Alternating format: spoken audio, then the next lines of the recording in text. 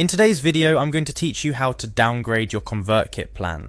This step-by-step guide is perfect for anyone looking to adjust their subscription to better fit their needs or budget. We'll walk through the process together, making it as seamless as possible for you.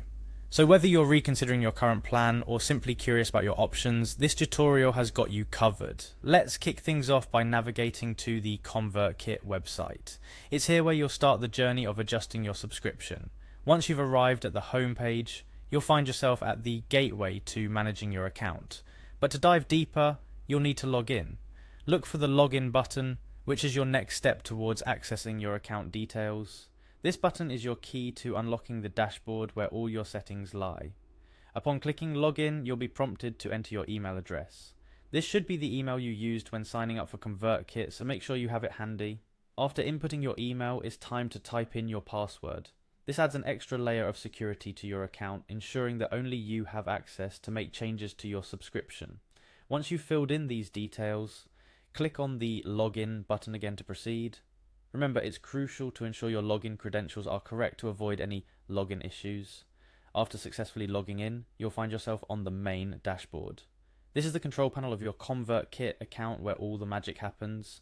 From here, you're going to look for the Video Creators section or your profile name, which will guide you to the next step. This is where you can access various aspects of your account, including personalization settings and subscription details. Once you're in the Video Creators section, you'll want to navigate to Settings.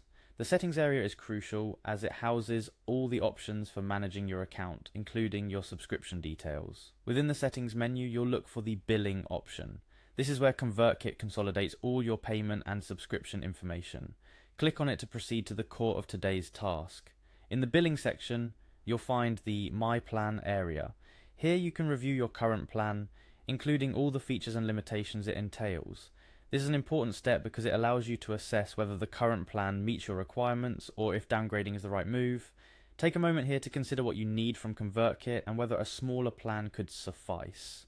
If, after reviewing, you decide that a downgrade is in order, this is where you'd initiate that process.